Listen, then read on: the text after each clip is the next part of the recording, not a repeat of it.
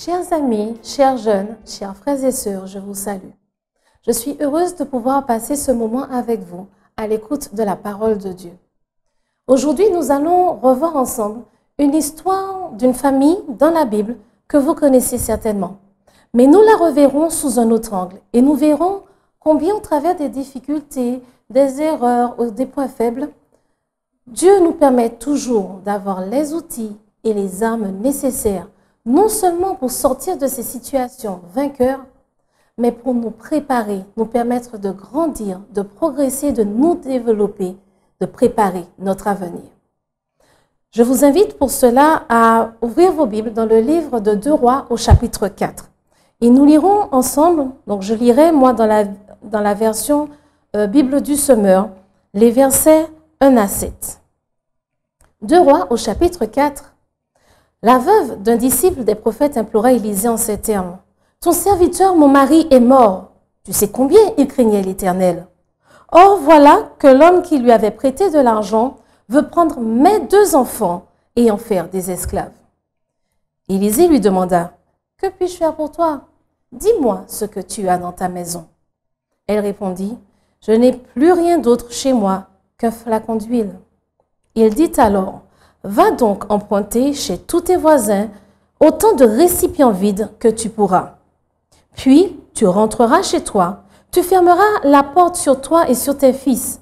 Tu verseras de l'huile dans tous ces récipients et tu les mettras de côté à mesure qu'ils seront pleins. » La femme le quitta et fit ce qu'il avait demandé.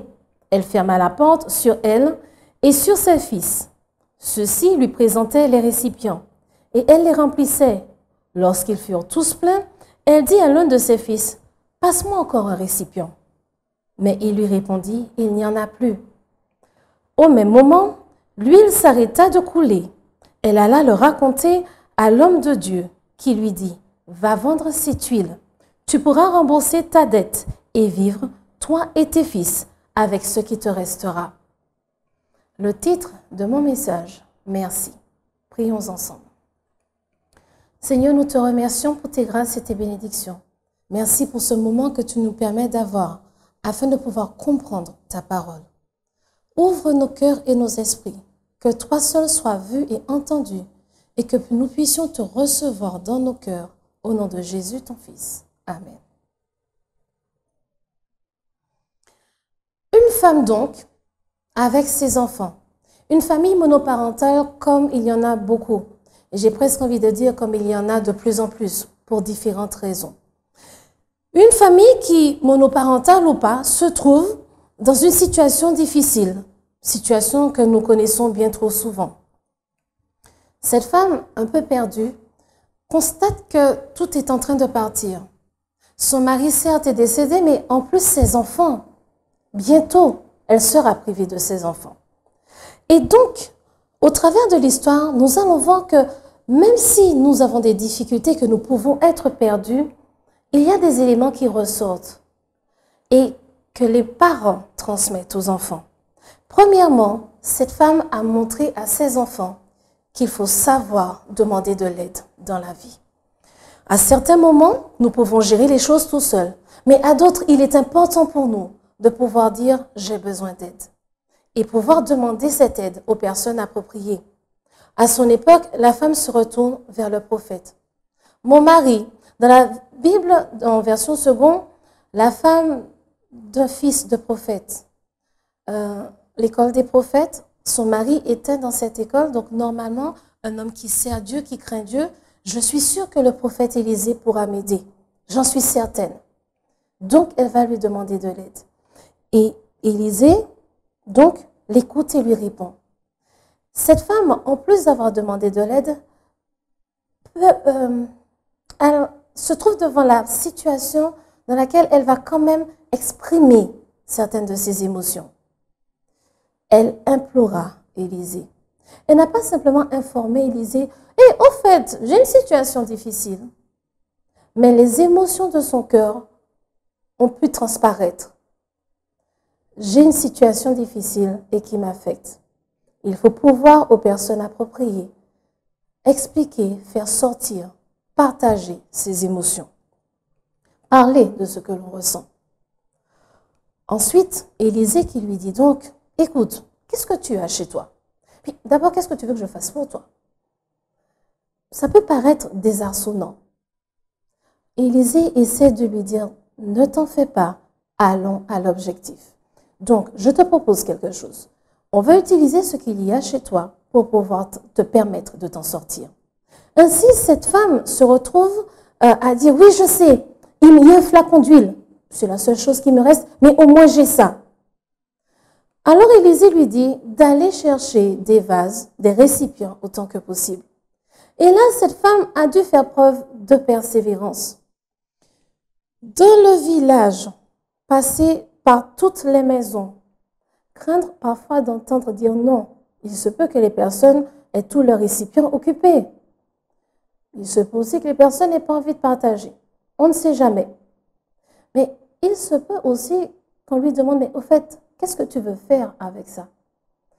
Et à chaque maison, se dire qu'on va encore peut-être me poser des questions, on va me trouver bizarre, on va vouloir savoir pourquoi, comment, mais je n'ai pas forcément envie de faire face à tout ça, je n'ai pas forcément envie de frapper à la porte de toutes ces maisons.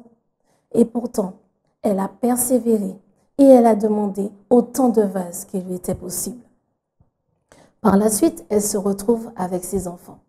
Et là, quelque chose de merveilleux se passe. Les enfants se retrouvent avec la mère. Première chose, on ferme la porte. Il y a des choses qui se règlent avec des personnes extérieures. Il y a toujours des aspects qui se règlent en famille. Parfois tout seul, parce que la situation que je traverse requiert à ce que moi, je prenne le temps tout seul de faire le point, d'agir. Et à d'autres moments, ensemble en famille, nous pouvons régler cette situation. Durant ces quelques minutes, ces quelques heures, pourront peut-être dire qu'ils passeront ensemble, quelque chose de merveilleux se passe. Elle verse l'huile et l'huile continue à couler, à couler, à couler, jusqu'au moment où il n'y a plus de vase. Jusqu'au moment où elle dit à son fils, passe-moi encore un vase. Et il dit, mais maman, il n'y en a plus, c'est fini. Et là, l'huile s'est arrêtée. Durant ces quelques minutes, Dieu a richement béni ce foyer. Dieu a richement béni cette famille. Dieu a permis à cette famille de voir et de vivre un miracle. Cette femme se retrouve avec 2 enfants. Pas trop petits puisqu'il lui donne un coup de main pour les vases, mais pas non plus trop grands. Sinon, ils auraient pu eux-mêmes travailler, rapporter de l'argent et payer les dettes de leur père. Donc, ce sont des enfants qui sont encore assez jeunes. L'âge où on aime bien rendre des services, l'âge où on aime bien faire des choses, l'âge où on cherche sa place, non seulement dans notre famille, et puis à partir de 6-7 ans, avec les camarades d'école, les voisins. C'est un âge où on commence à un petit peu se détacher de ses parents, mais on commence à prendre un peu plus conscience de ce qui se passe autour de nous. Et comme tout enfant, ils ont aussi compris que la mère traversait une situation difficile. Ces enfants voient que dans la maison, dans le foyer, les choses ne vont pas très bien. On ne mange pas autant qu'avant. On ne mange pas aussi bien qu'avant. On se rend compte que maman réfléchit un peu plus souvent qu'avant d'ailleurs. Et ce n'est pas seulement parce que papa n'est pas là, mais c'est parce qu'il y a un autre problème derrière. Et comme tout enfant, ils souhaitent, ils veulent pouvoir aider dans la situation. Mes chers amis, l'une des meilleures choses que vous pourrez faire pour vos enfants, c'est de les impliquer à leur niveau dans la résolution des problèmes familiaux. C'est l'un des exemples les plus pratiques que vous pourrez leur donner, de manière à ce qu'ils apprennent à faire face à la réalité de la vie, à faire face aux difficultés, mais surtout à prendre les choses en main et à avancer, à lutter et à ne pas baisser les bras, à ne pas désespérer. Cette femme avec ses enfants, on peut se retrouver ensemble et permettre à Dieu d'agir au milieu d'eux et de ressouder leurs liens familiaux.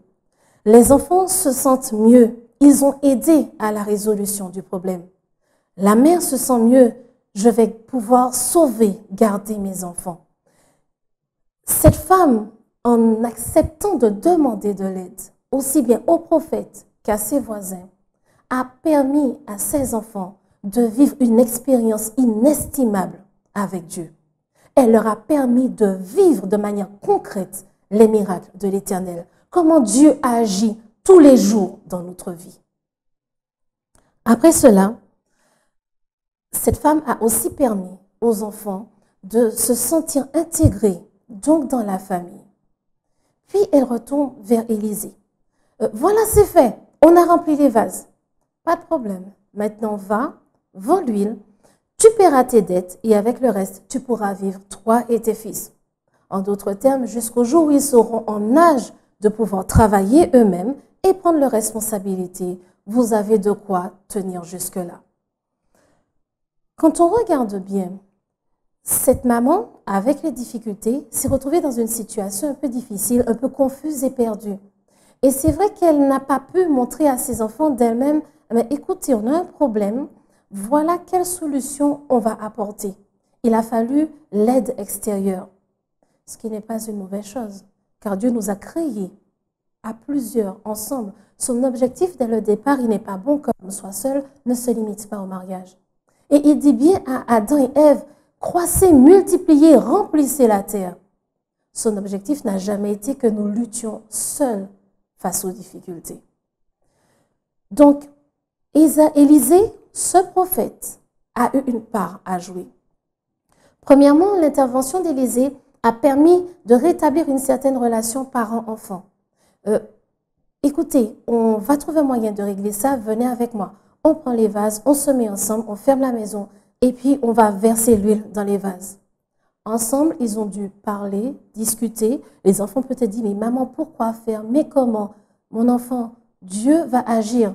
J'ai demandé conseil au prophète. Donc oui, Dieu va agir. Il ne nous laissera pas tomber. Maman, tu penses vraiment que Dieu va se souvenir de nous? Bien sûr qu'il va se souvenir de nous. Faisons-lui confiance et tu verras qu'il ne nous a jamais oubliés. Retrouver cette relation parent-enfant avec des discussions plus posées, plus calmes, plus rassurantes, plus sereines, plus confiantes. Pouvoir, au travers de tout cela, se sentir à nouveau en famille, mais aussi se sentir appartenant à une communauté. N'oublions pas que chercher les vases dans le village, on a demandé aux membres de la communauté un coup de main. Aller le vendre, c'est retourner face à la communauté et se sentir participant de cette communauté.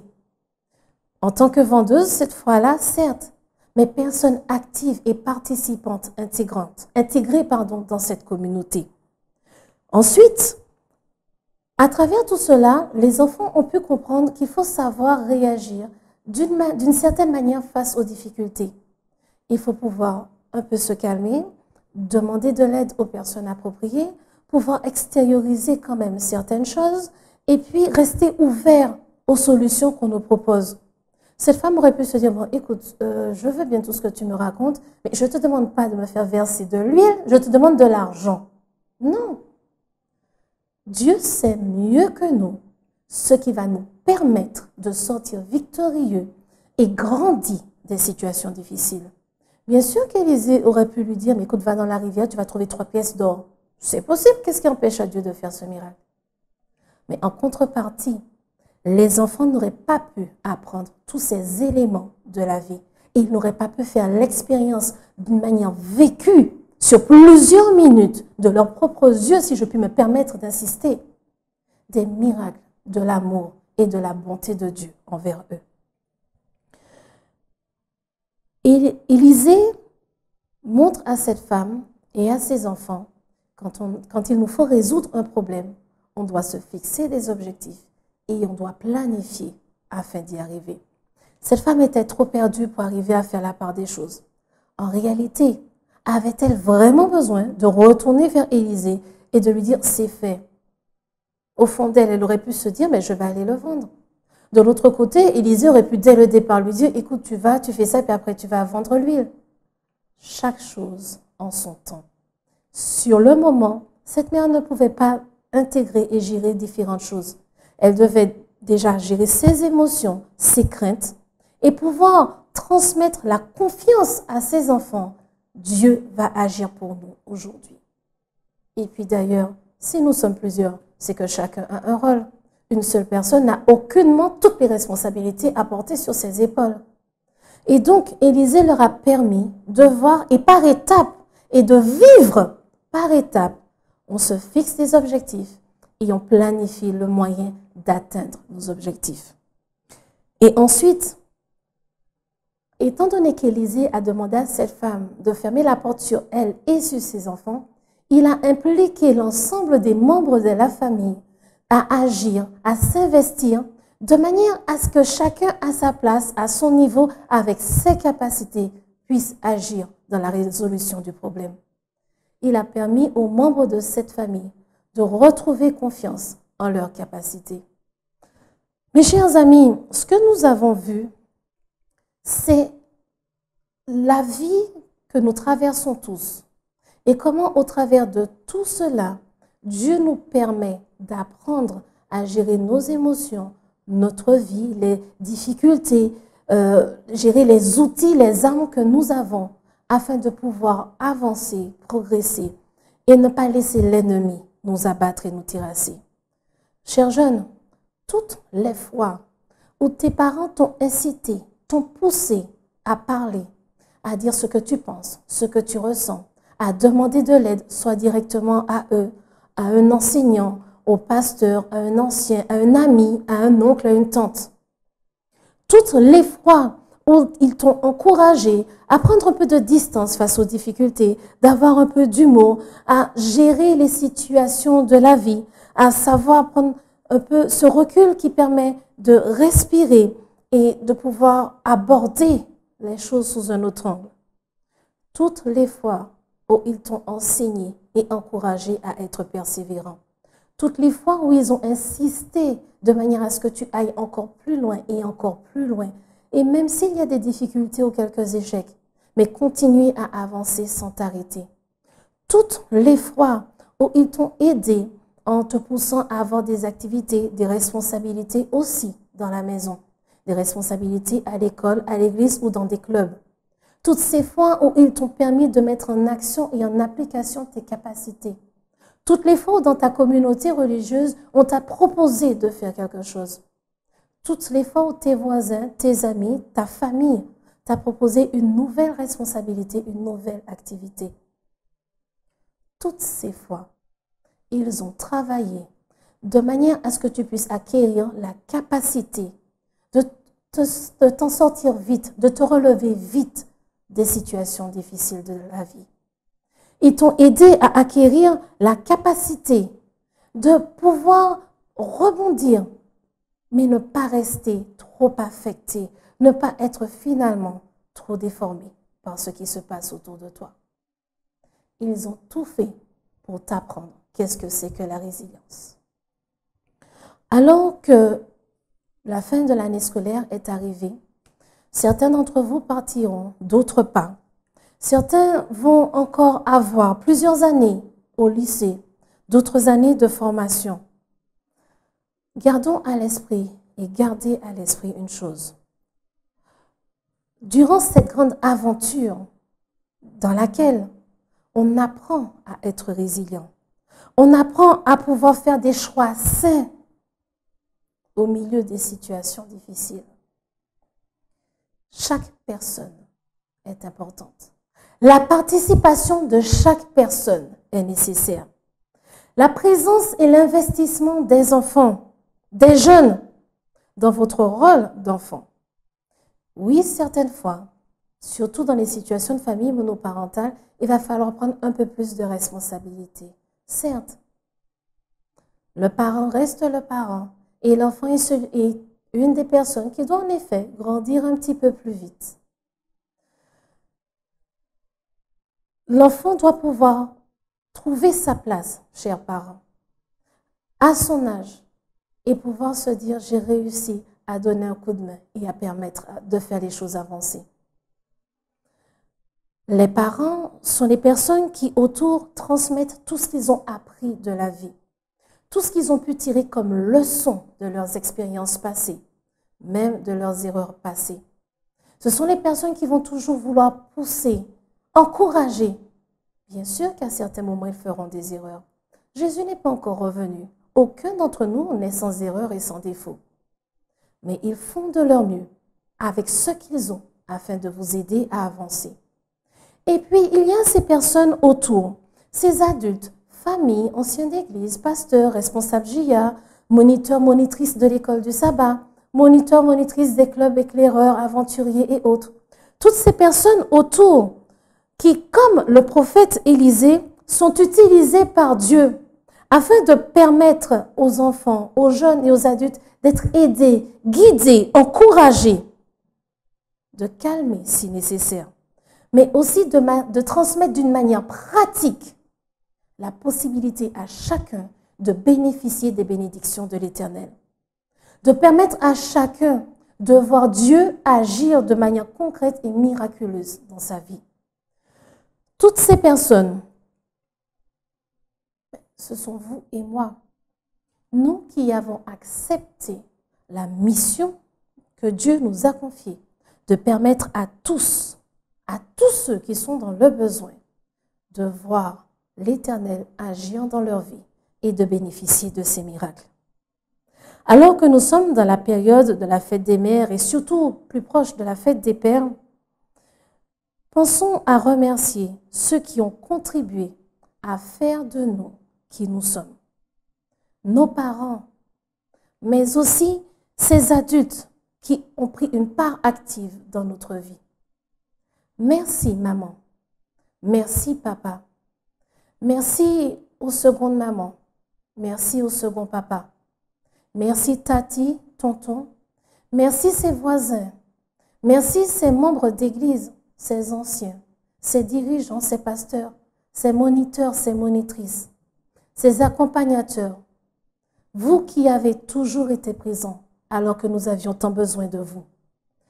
Merci de nous avoir aidés à nous préparer afin de faire face à cette vie. Merci de nous avoir permis de connaître Dieu, ce Dieu qui ne nous abandonnera jamais. Merci de nous avoir permis de vivre ces expériences avec ce Dieu merveilleux. Merci de nous avoir permis de vivre ces miracles et ces bénédictions dans nos vies avec lui. Chers jeunes et chers enfants, petits ou grands, car nous sommes toujours les enfants de nos parents. Bien sûr, les relations sont différentes, mais nous restons toujours leurs enfants. Donc, chers jeunes et chers enfants, remercions Dieu pour les parents et les adultes qu'il a placés autour de nous, afin que nous puissions bénéficier de ces bénédictions. Remercions Dieu parce qu'au travers de toutes les difficultés que nous avons, que nous aurons encore à traverser, il a déjà placé les personnes qui vont nous aider à nous préparer pour ce futur rempli de bonheur et de joie qu'il nous réserve. Merci à ces personnes qui, jour après jour, font de leur mieux afin de nous permettre d'avancer, nous encourager et nous pousser vers un avenir meilleur. Que Dieu puisse bénir nos parents, nos mamans, nos papas, et qu'il puisse bénir toutes ces personnes qui ont cette place si précieuse dans nos cœurs, et qu'il puisse bénir tous ces enfants, tous ces jeunes, tous ces grands enfants qui continuent à être enfants, mais aussi parents et encadrants de plus jeunes. Prions ensemble. Notre Père, notre Dieu, nous te remercions pour tes grâces et tes bénédictions. Merci de nous permettre de comprendre une fois de plus combien tu nous aimes et combien au travers de tout ce qui peut se passer, tout ce que l'ennemi peut mettre sur notre chemin, tu ne nous as jamais abandonnés et tu ne nous abandonneras jamais. Merci de nous permettre de construire cette résilience qui va nous permettre d'affronter d'une manière posée, sereine, avec ton Esprit Saint, tous les autres événements qui se produiront encore. Merci d'être avec nous. Aide-nous à continuer à travailler pour toi. Aide-nous, adultes, à pouvoir continuer à encadrer, encourager et pousser ces jeunes, les instruire, leur enseigner combien tu les aimes et combien tu souhaites qu'ils soient préparés pour ces jours prochains qui arrivent. Remplis nos cœurs de joie et de paix en ce jour de sabbat, au nom de Jésus ton Fils et pour ta gloire. Amen.